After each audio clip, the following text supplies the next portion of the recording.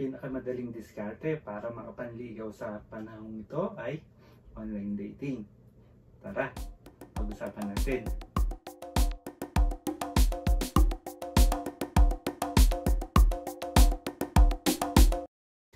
Naghahanap ka ba ng solusyon kung paanong manligaw ng babae ng madalian?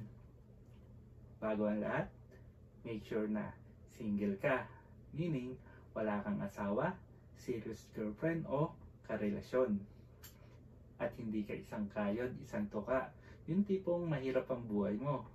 Dapat kasi may trabaho ka muna. Kahit yung tipong minimum wage lang yung sweldo mo. Kasi kung maghahanap ka ng bagong babae na gusto mong ligawan, dapat may panggastos ka at kaya mong tustusan yung mga kandate nyo o kung ano pa. Pero bago ka magsimula, dapat gawin mo muna ito ng tama.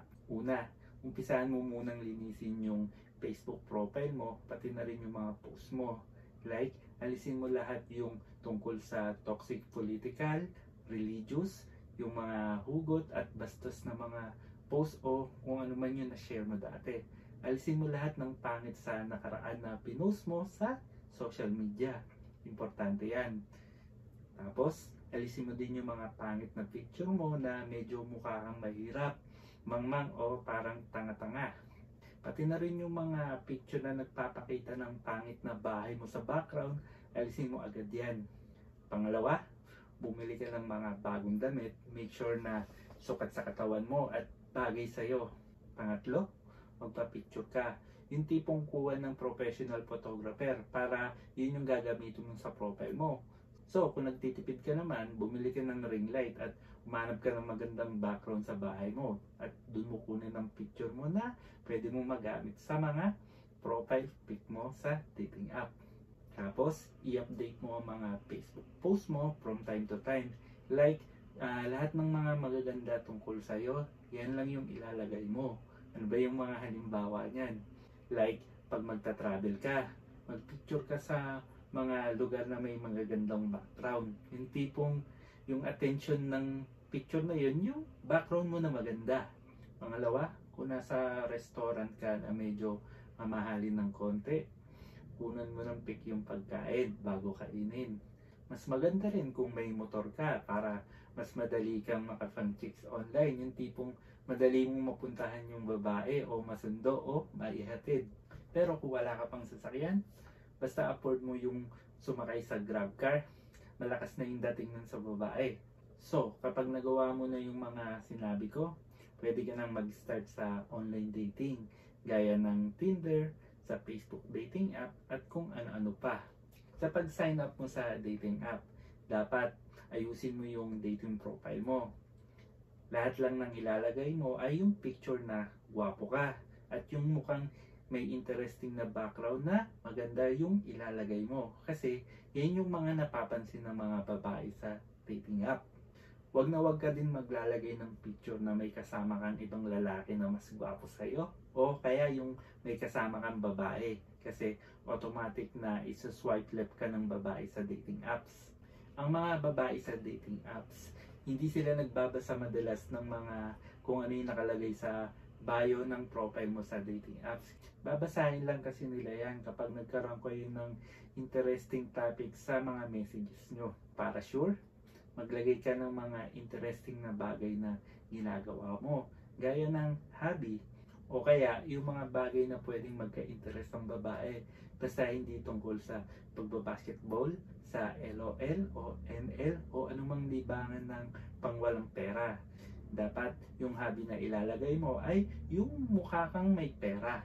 Example, yung kumakain ka ng masasarap na food sa labas. O kaya yung nagra-ride and food trip ka. Basta yung tipong magkaka-interest sa'yo yung babae na sumama siya sa'yo. Yun dapat ang nakalagay sa bio profile mo sa dating apps.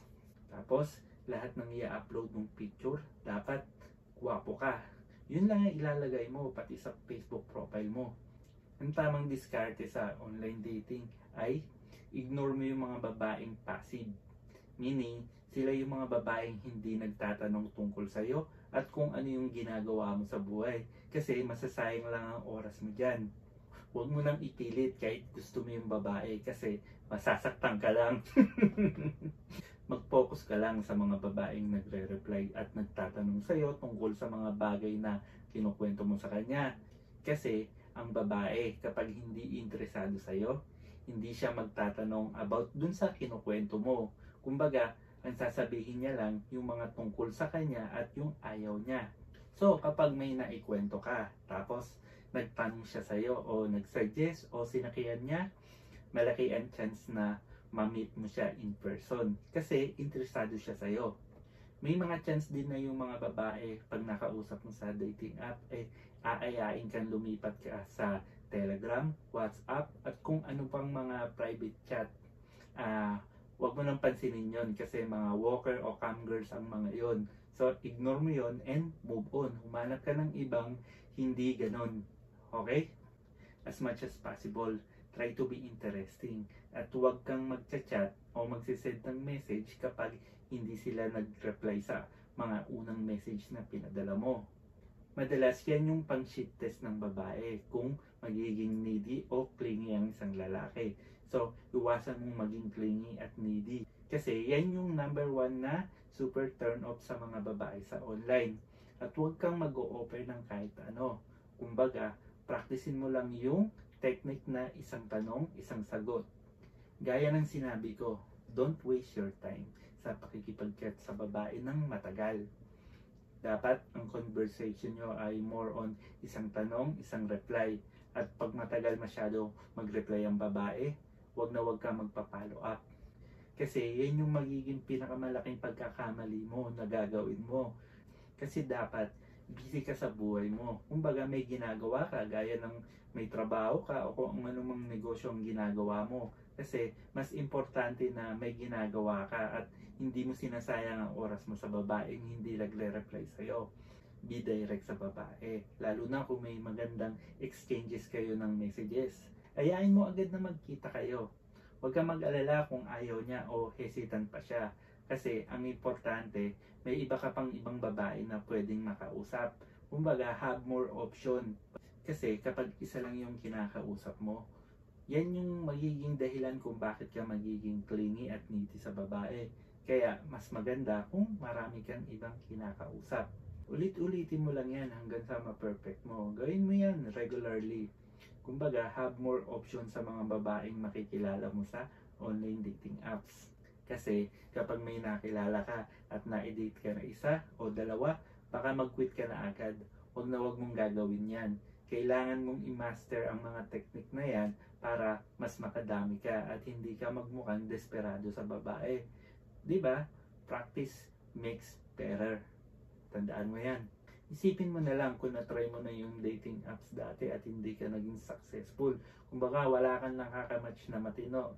Try mo lang subukan yung suggestion ko para maiba ang buhay mo sa pakikipag-date online. Ito lang ang pinakatatandaan mo pagdating sa online dating apps at sa mga babaeng makikilala mo dito. Marami sa kanila ang may red flags. So, nasa iyo na yan kung papatol ka sa mga babaeng may emotional damage, maraming baggages, crazy at malandi. Sila kasi yung mga madali mong makukuha dito sa online dating. Kasi 90% ng mga babaeng makakamatch mo ay ganyan. Kaya, huwag ka na magtaka kung bakit panay ganun yung mga babae.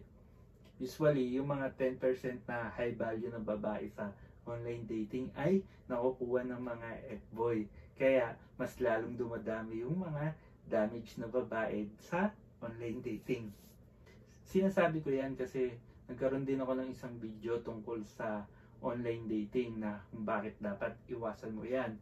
Pero kung naghahanap ka ng shortcut at madali ang alam mo yun, hook up sa babae o kung gusto mo manligaw, subukan mo yung mga sinasabi ko sa video na to.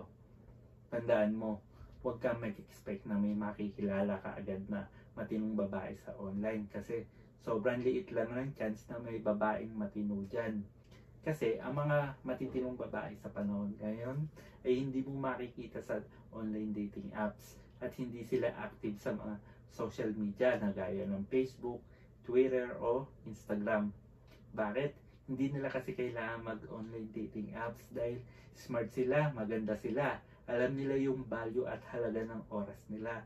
at hindi sila basta-basta papatol sa mga lalaking hindi nila kakilala o kaya yung mga ordinaryo lang yung buhay at yung tipong wala silang mapapala.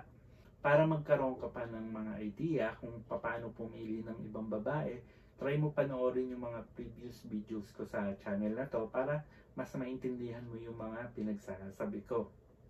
So lahat ng pinagsasabi ko kanina, tried and tested ko na yan sa online dating. Yan yung mga ginawa ko dati para makapambabae ako ng mabilis at hassle-free. So kung pangkaraniwan lang ang itsura mo ngayon, hindi ka ganun kagwapo, umpisahan mo nang magpapogi at pumorma ng mukhang yayamanin o kaya yung parang nag-oopisina. Gayahin mo lang yung pormahan ni Piolo Pascual.